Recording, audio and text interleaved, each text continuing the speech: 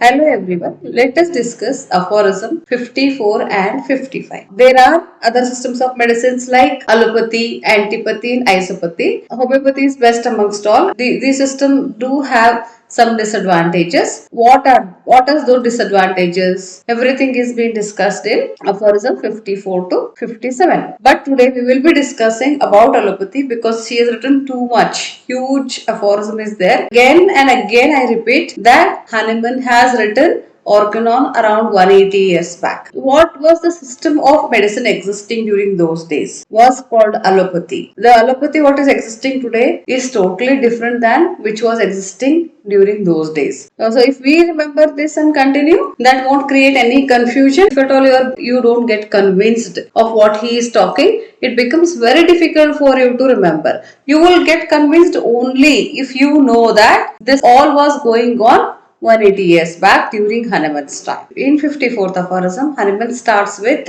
how allopathic system was practiced during those days. They were using many things against the diseases and always used improper medicines and had changing theories from time to time, differed from one another. For example, if at all they have got a theory that for a particular disease you are supposed to drink a lot of water, and then after a few days or after a few months or after a few years they would change their own theory into a controversial theory that you are not supposed to drink so much of water or you are not supposed to eat this or so many things like, and then after a few days again they will bring back one more theory. For the same disease, they'll go on changing their theories. Sometimes they will tell that A is the cause of B. Sometimes they will tell C is the cause of B. Sometimes they will tell D is the cause of D. And so they keep on changing the treatment. And this is how they were changing the theories about the disease and also about the treatment. Absolutely, they had no logic behind changing theories. These are all were their hypotheses and speculations. Means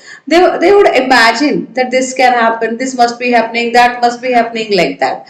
But still then they called themselves as rational system of medicines. So there were so many people who were contributing to the then existing system of medicine. And everyone among these people thought that I am the one who can easily find out what is happening inside and what is the matter and how to remove it. So when I am understanding what is happening inside the man, I am the only one. I know what should be removed, which material should be removed from the body and how it should be removed from the body. Everything will be taught by that particular physician only. We already know that they always believed in material cause. Hence only they thought of removing something from the body then correcting what is wrong. They did not pursue dynamic cause at all. Suppose if they would have pursued the dynamic cause, they would have understood that everything is perfect. Only thing is that something has gone wrong which has to be corrected. In dynamic cause, they're just supposed to correct what has gone wrong. But when you think material cause is existing, then you will automatically think that material should be removed from the body. Okay, the same thing was happening then. One thing was they thought that they are recognizing it early. Next thing was what should be removed from the body. Third thing was how to banish it in order to restore him to health. This all was based on imaginary things and arbitrary suppositions. This was all happening because Hahnemann feels very pity to those people that they never honestly questioned the nature. They did not care for the voice of experience as they were prejudiced. Means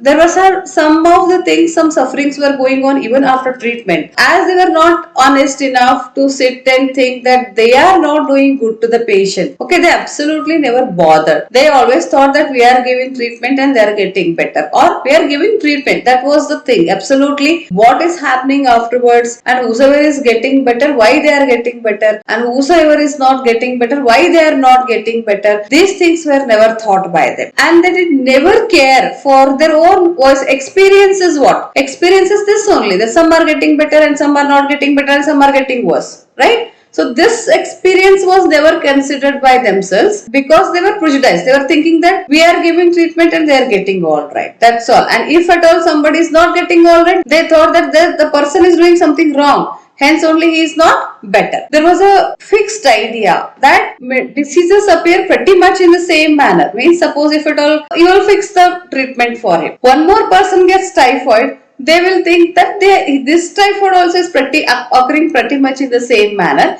Hence, don't think at all. Don't bother. Give the same treatment to this guy. He is going to be all right. Was their thought. But Hahnemann was the man who was thinking that typhoid of A is exactly different than the typhoid of B. So it continuously was considering individuality. Hence, he is not agreeing with the then existing allopaths. They did classify each and every system and then they gave their names to these diseases. They imagined actions of the medicines also. Already we have seen that there was true rational way and there is a pseudo rational way and there was experience which was continued and also there is haphazard observation. So some were really correct medicines and some were absolutely wrong medicine. Many of the medicines actions were imagined once and they wrote numerous materia medica books depending upon their imaginary power. So it's not that all the materia medicas were wrong, but some of the medicines, all the medicines actions were wrong. Some of the medicines were definitely wrong. So these actions of medicines were also based on imagination or other improper way. As I already we just discussed that everything was based on imagination. They made some mixture of some medicines which was definite and was prescribed in large doses. Many a times it was dangerous to the life of the patient. Now let's come to 55th aphorism where he still continues with allopathic system of medicine. If at all he is telling that it was causing danger, it was not helping people at all, then still there are so many people they were following allopathy. Were they mad? What was actually the reason behind it? He thought about that also. Public surely became aware of all the sufferings what were caused by this system. Physicians did not believe and some of the patients also did not believe because it was giving instantaneous and flattering relief. Hence they did not feel like leaving the system at all. Okay, whatever relief they were getting was not cure. It was a palliative relief. This was always got by empirically experienced based medicines. Thank you.